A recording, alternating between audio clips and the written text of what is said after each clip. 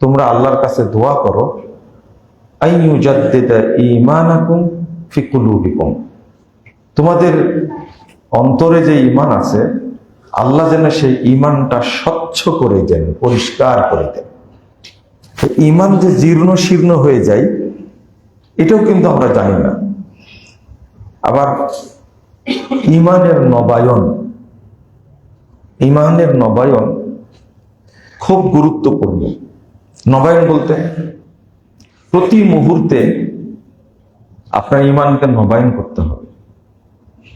সাহাবীরা বলতেন ইজলিস বিনা, আমাদের কাছে বসো, নুমিনু সাআহ, আমরা ঈমানকে নবায়ন করি। মানে ঈমান যেহেতু জীর্ণ শীর্ণ হয়ে যায়, সুতরাং ঈমানকে কি করতে হবে? নবায়ন করতে হবে। এটাকে বলা হয় ঈমানের পরিচর্যা। যেমন আপনি সেই ফজর পড়েছেন আর এখন জুমায় এসেছেন, এর মাঝে তো ঈমান চলেও যেতে পারে। ঈমান কিন্তু খুব দ্রুত হারিয়ে যায়, এমন একটা বিষয়। গুণাবলী বলতে লাগলেই আপনার কাছে পরিষ্কার হবে। ঈমান কিন্তু অল্প ছোট্ট কারণে ও চলে যায়। ঈমানের খুব মর্যাদা, ঈমানের সম্মান এত বেশি, এত মান বেশি। এই ছোট একটা কিছু ঘটলে ঈমান সাথে সাথে বেরিয়ে যাবে, ও থাকে না। ওই জন্য ঈমানকে যত্ন করে রাখতে হয়, খুব যত্ন করে ঈমানকে পাহারা দিতে হয়। এই ভাষাটা একটু মনে রাখবেন, ঈমানকে পাহারা দিতে হয়। যেমন আল্লাহ রাব্বুল আলামিন আপনার ঈমানকে, আমার ঈমানকে হেফাজত করছেন, কিন্তু আমি বুঝতেই পারছি না। আমরা যখন ওযু করি, ওযুর পরে একটা দোয়া পড়ি। সে দোয়াটা কি? আশহাদু আল্লা ইলাহা ইল্লাল্লাহু ওয়াহদাহু লা শারীকা লাহু ওয়া আশহাদু আন্না মুহাম্মাদান আবদুহু ওয়া রাসূলুহু। এই দোয়াটার ফজিলত কি, যা অন্য কোনো ইবাদতে নাই। এই দোয়াটার ফজিলত হলো, যদি ওযুর পরে কেউ দোয়াটা পড়ে, ফুতিহাত লাহু আবওয়াবুল জান্নাতিস সামানিয়া, আল্লাহ তার জন্য জান্নাতের 8টি দরজা খুলে দিবেন। ইয়াদখুলু মিন আইয়াশা, তার জন্য খুলে দেওয়া হবে জান্নাতের 8টি দরজা। যে কোনো দরজা দিয়ে স্বাধীন সে জান্নাতে প্রবেশ করতে পারবে। বলেন তো, হজ্জের এ ধরনের ফজিলত আছে? হজ্জের, সালাতের, যে ব্যক্তি 5 ওয়াক্ত সালাত আদায় করলো, তাহাজ্জুদ পড়লো, আল্লাহ তার জন্য জান্নাতের 8টি দরজা খুলে দিবেন। আছে না? তো নাই। তো হজ্জেরও নাই, সিয়ামেরও নাই। সিয়ামের ফজিলত একটা দরজা। আমি এখনো সালাত পড়িনি, কেবল ওযু করেছি, তাই ফজিলত পেয়ে গেছি। আল্লাহ আমার জন্য, আপনার জন্য জান্নাতের 8টি দরজা খোলা রাখবেন, স্বাধীন যে কোনো দরজা জান্নাত প্রবেশ করতে পারবেন। তো ওযুর পরের দুয়ার এত ফজিলত কেন? এই যে এই টাইমটা আপনি কিছু করেছেন, হয়তো বা ঈমান চলে গেছে, কিন্তু ওযুর পরে যখন মসজিদে ঢুকবেন, তখন ওযুর পরে আবার দোয়াটি পড়লেন, আল্লাহ রাব্বুল আলামিন ঈমানটা আবার ফেরত দিলেন। এইটাই আল্লাহর রহমত।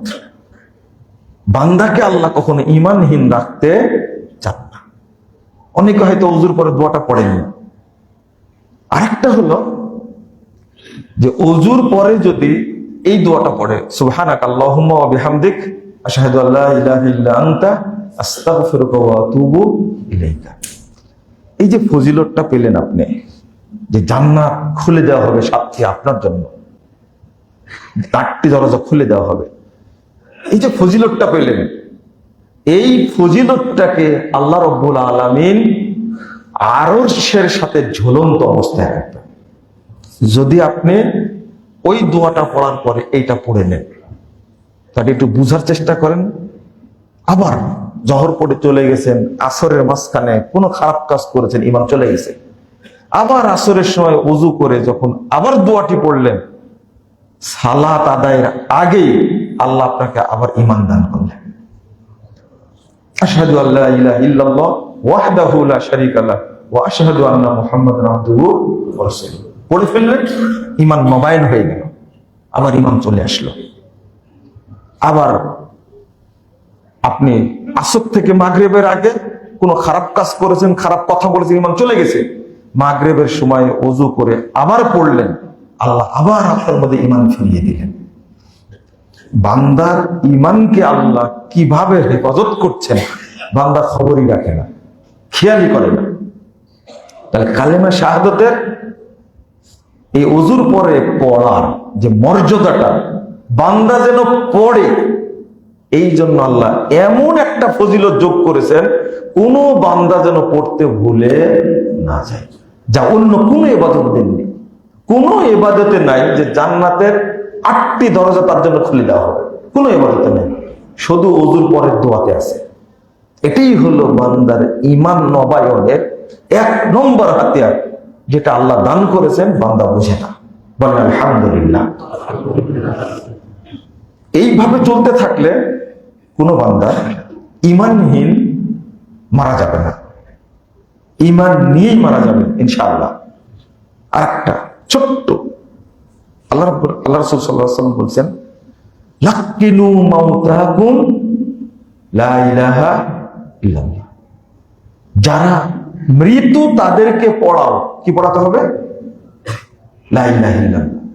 অর্থাৎ যে ব্যক্তি সর্বশেষ লা ইলাহা ইল্লাল্লাহ পড়ে গেল, সে ব্যক্তি মুমিন হয়ে পৃথিবী থেকে বিদায় নিল।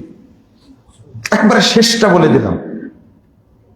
তাহলে আধা ঘন্টা আগে না, মৃত্যুর 1 ঘন্টা আগে না, মৃত্যুর 5 ঘন্টা আগে না, মাউতাকুম মরে যাচ্ছে আর ফিরবে না, একবারে শেষ মুহূর্তে যদি খালি বলে লা ইলাহা ইল্লাল্লাহ, আল্লাহ তাকে জান্নাত দান করবে। প্রমাণ হয়ে গেল সে মুমিন হয়ে চলে গেল। এটাই প্রমাণ। শেষ বাক্যটা লা ইলাহা ইল্লাল্লাহ, সে মুমিন। যতই পাপ থাক না কেন আল্লাহ সব পাপ তার ক্ষমা করে দিবেন। আল্লাহ তার পাপের দায়িত্ব নিয়ে নেবেন, আল্লাহ তার ঋণের দায়িত্ব নিয়ে নেবেন। এতটা পাওয়ারফুল। কিন্তু মৃত্যুর আগ মুহূর্তে এটা বলার সাহস সবারই হয় না। এই জন্য লা ইলাহা এই বাক্যটাতে কোন নুকতা আছে? আছে? যে কোনো নুকতাওয়ালা অক্ষর উচ্চারণ করতে জিহ্বাতে ভারী হয়। মৃত্যুর আগে যেন বান্দা লা ইলাহা ইল্লাল্লাহ পড়তে কষ্ট বোধ না করে, এই বাক্যর কোন শব্দে নুকতাওয়ালা অক্ষর নেই। আল্লাহ সহজ করে দিয়েছেন, আলহামদুলিল্লাহ। বন্ধুরা আমার, কোরআন এবং হাদিসের আলোকে বেশ কিছু গুণাবলী বর্ণিত হয়েছে মুমিনের, এইগুলো আমরা এখন শুনে নেব ইনশাআল্লাহ। এক জায়গাতে সূরা আল মুমিনুন 1 থেকে 11 নম্বর আয়াতের মধ্যে একই সঙ্গে 6টি গুণ উল্লেখ করা হয়েছে। অন্যভাবে সূরা ফুরকান উল্লেখ করা হয়েছে। 6টি গুণের মধ্যে আল্লাহ রাব্বুল আলামিন বলছেন, কদ আফলাহাল মুমিনুন, মুমিনরা সফল হয়েই গেছে, কামিয়াবি হয়ে গেছে।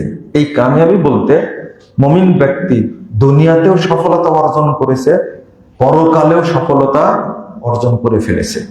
অর্থাৎ মুমিন ব্যক্তি মারা যাওয়ার সাথে সাথে আল্লাহ রাব্বুল আলামিনকে দেখতে পাবে। সাথে সাথে মারা গেছেন, আল্লাহর সাথে সাক্ষাৎ হয়ে যাবে। এই জন্য বলছেন আফলাহ, সে সফল হয়েই গেছে। যেমন একটা হাদিস আসছে, মান করা আয়াতুল কুরসি ফি দুবুরি কুল্লি সালাতিন মাকতুবা লাম ইয়ামনাহু মিন দুখুলিল জান্নাহ ইল্লাল মাউত। যে প্রতি 5 ওয়াক্ত সালাতে আয়াতুল কুরসি পড়ে সে জান্নাতে চলেই গেছে, মরেনি তাই যায়নি। তাহলে বোঝা গেল লোকটা জান্নাতি, মরলেই কোথায় যাবে? জান্নাতে চলে যাবে। তাহলে বোঝা যাচ্ছে আফলাহা শব্দ ব্যবহার করেছেন, মানে ও সফল হয়েই গেছে। আল্লাহ মুমিনকে কত দাম দিয়ে সুসংবাদ দিচ্ছে, ও সফল, ও জান্নাতে যাবে, ওর কবরে আযাব হবে না, ও সফল হয়ে গেছে। শুধু মরলেই আল্লাহর সাথে সাক্ষাৎ করবে, মরলেই কোথায় যাবে?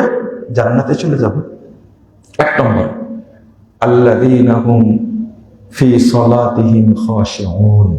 এক নম্বর, মুসল্লি বলেননি শুধু, যারা সালাত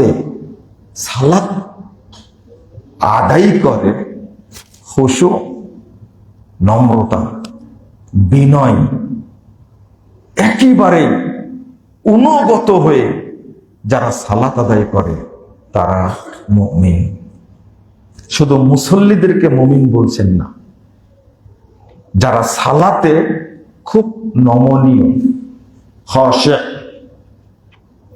আর যে ব্যক্তির সালাতে খুশু থাকে না ওই ব্যক্তির সালাত আল্লাহ দরবারে কবুল।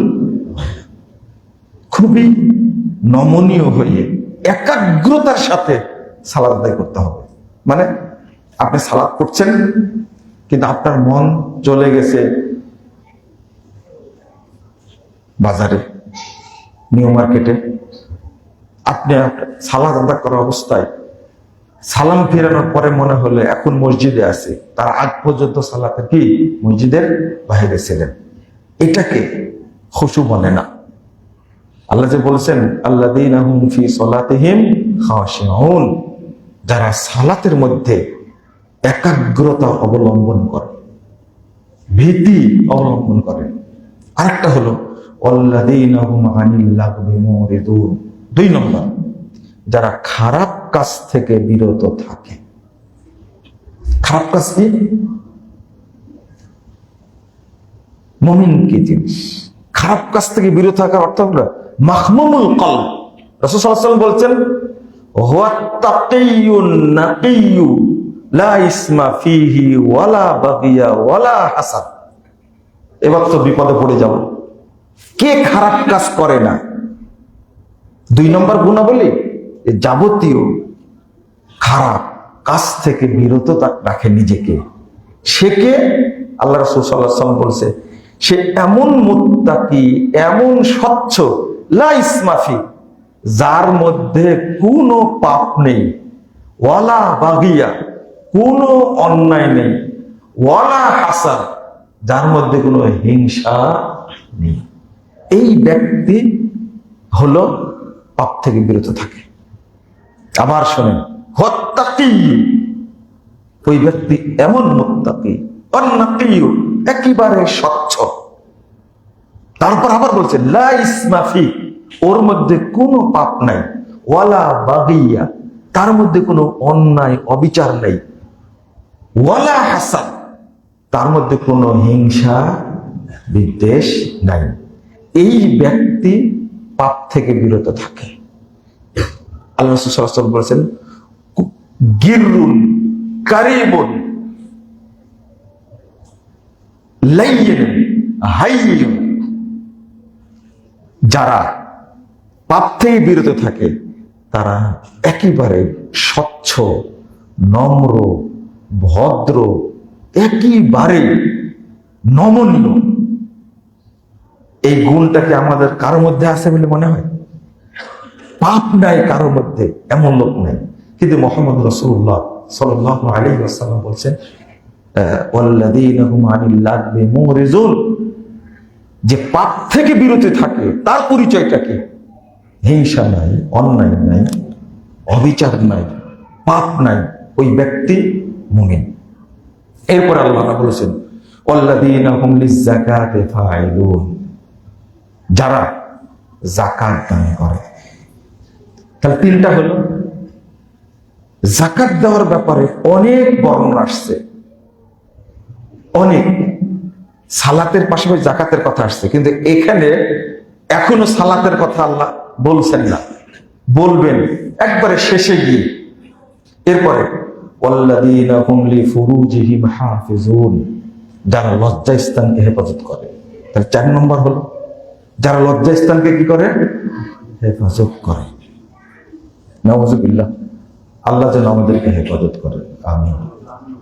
কারণ মানুষের জেনা এমন পর্যায়ে পৌঁছে গেছে, রাসূল সাল্লাল্লাহু আলাইহি ওয়াসাল্লাম বলেছেন, কুতিবা আলা ইবনি আদম নাসিবুহু মিনাজ জিনা মুদরিকুন যালিকা লা মুহালা। আদম সন্তানের উপরে জেনার ভাগ লিখিত আছে। সেই জেনা করার জন্য এতটাই আবেগপ্রবণ হবে। আল্লাহ রাসূল উদাহরণ দিয়ে বলছেন, ফাআইনানি জিনাহুমান নাজরু ওয়াল উযুনানি জিনাহুমাল ইস্তিমা। দুই চোখের জেনা হলো দেখা, দুই কানের জেনা হলো শোনা, ওয়াল ইয়াদি জিনাহাল বাতশ, হাতের জেনা হলো স্পর্শ করা, আর মুখের জেনা হলো কথা বলা। এরপর হলো ওয়ারিজের জেনা মুনসুতা, পায়ের জেনা হলো হেঁটে যাওয়া। তো কোন খারাপ জিনিসের দিকে দৃষ্টিপাত করা, যে চোখের জেনা, এটা সগীরা গুনাহ না কাবিরা গুনাহ? এটা হলো কাবিরা গুনাহ। জেনাও কিন্তু কাবিরা গুনাহ। তাহলে লজ্জা স্থানকে হেফাজত করার কথা আল্লাহ রাব্বুল আলামিন বললেন, হাদিসের শেষে আসছে তার লজ্জা স্থান এটাকে সত্য বা মিথ্যা বলে প্রমাণ করে। ওটা হলো শেষ স্তর। এই যে আল্লাহ শেষেরটা বলছেন, ওয়াল্লাযীনা হুম লিফুরুজিহিম হাফিজুন, যারা লজ্জা স্থানকে হেফাজত করে, 4 নম্বর গুণ, ওই ব্যক্তি হলো মুমিন। এবার চিন্তা করে দেখুন, যদি এই গুণটা থাকতো তাহলে বাংলাদেশে এত ধর্ষণের ঘটনা ঘটতো? আস্তাগফিরুল্লাহ। প্রত্যেকটা পরিবারে জেনা একটা মহামারী হিসাবে দেখা দিয়েছে। এই যে বয়ফ্রেন্ড আর গার্লফ্রেন্ড, এই যে নোংরা সংস্কৃতি, পাশ্চাত্যের ধ্বংসাত্মক নীতি আমাদের দেশে চালু করেছে।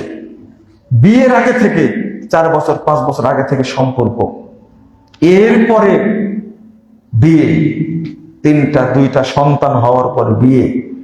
এই যে কতটা যে বিড়েল্লাপনা, গজবের পরিবার, এক একটা পরিবার জাহান্নামের কারখানায় পরিণত হয়েছে।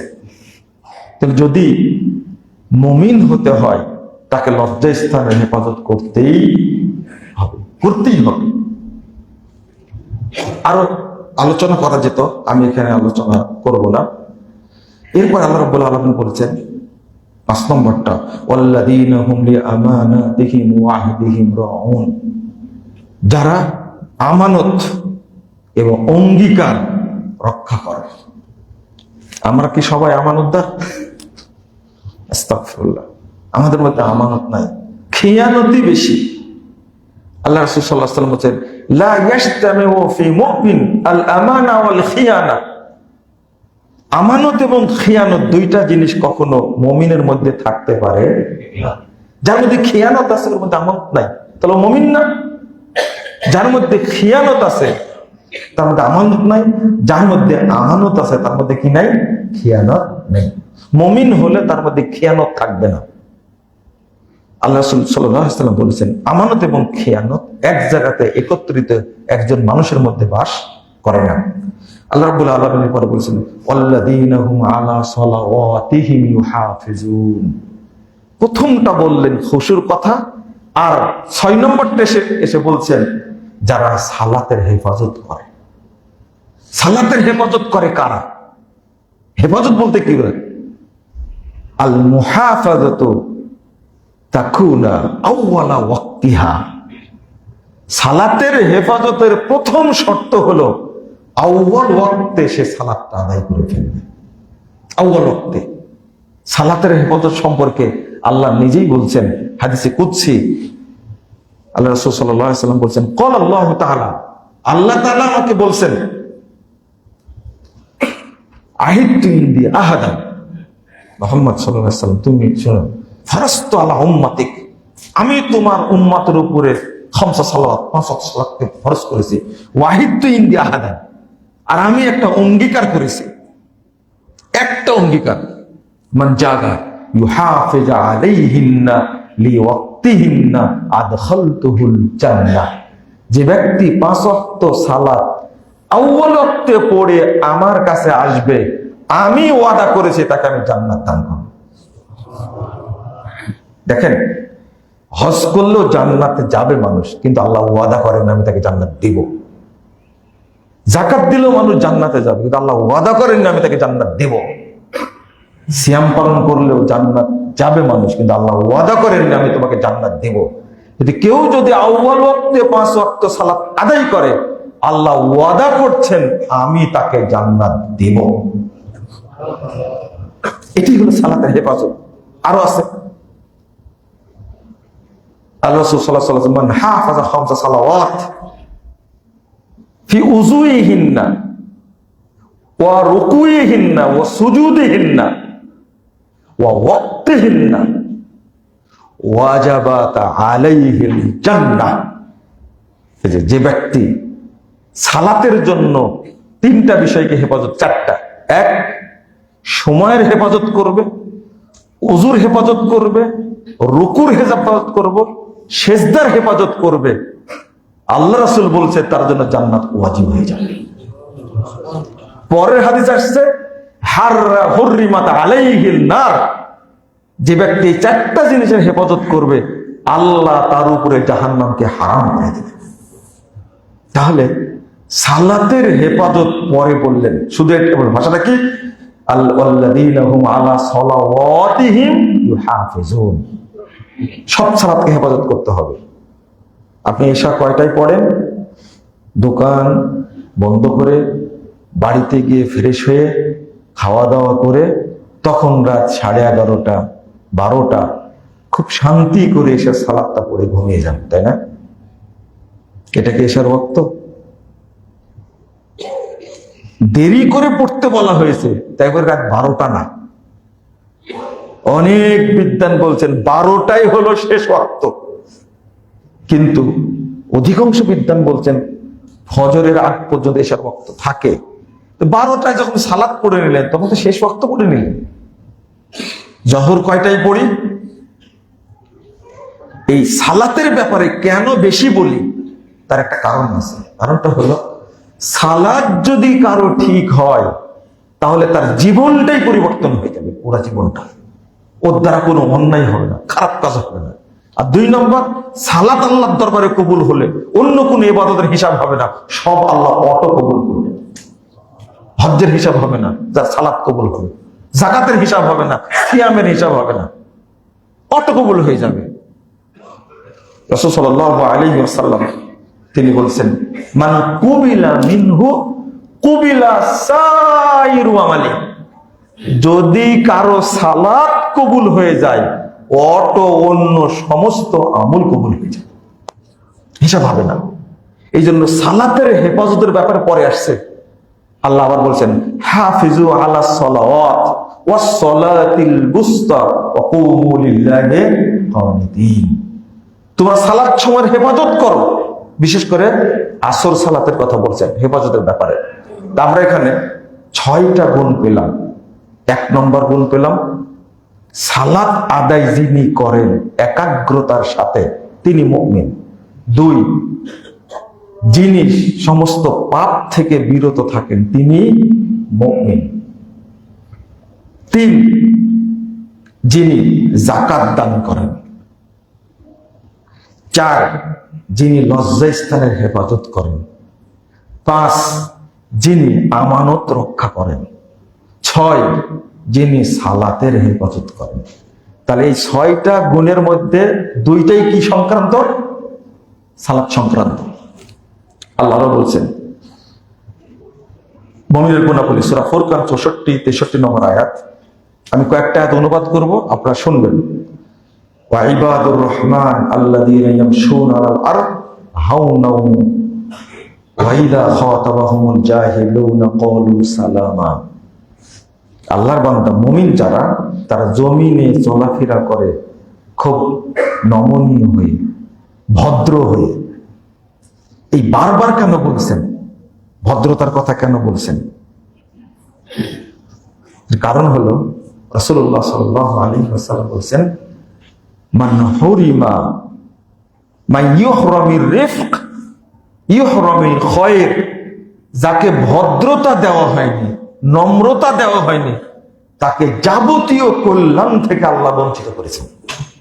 তাকে কোনো রহমত আল্লাহ দিবেন না, তাকে কোনো বরকত দিবেন না। আবার রাসূল সাল্লাল্লাহু আলাইহি ওয়াসাল্লাম বলছেন, মান উতিয়া হাজ্জাহু মিনার রিফক ফাকাদ উতিয়া হাজ্জাহু মিন খায়রিদ দুনিয়া ওয়াল আখিরাহ। যাকে ভদ্রতা দেওয়া হয়েছে তার দুনিয়া এবং আখিরাতের যাবতীয় কল্যাণ দান করা হয়েছে। আলহামদুলিল্লাহ। যে ভদ্র মানুষ, নম্র মানুষ, ওই ব্যক্তির উপরে আল্লাহ দুনিয়া এবং আখিরাতের যাবতীয় বরকত, রহমত, দয়া আল্লাহ নাজিল করেছেন। এইটা সবচেয়ে বড় পাওয়া মুমিনের জন্য। তাহলে বলছেন আল্লাযীনা ইয়ামশুনা আলাল আরদ হাওনা, যারা জমিনে চলে নমনীয় হয়ে, ওয়া ইযা খাতাবাহুমুল জাহিলুনা ক্বালু সালামা, জাহেলরা যখন তাকে ট্রিট করে, অবজ্ঞা করে, ভৎসনা করে, তখন তাদেরকে বললেন সালাম, তোমাদের উপর শান্তি বর্ষিত, আর কিছু না। আমি শান্তি চাই, তোমাদের সাথে বিতর্কে লিপ্ত হব না। আল্লাহ রাব্বুল আলামিন বলছেন এই ব্যক্তি হলো আমার বান্দা। মুমিনের গুণাবলী এটা একটা। আবার বলছে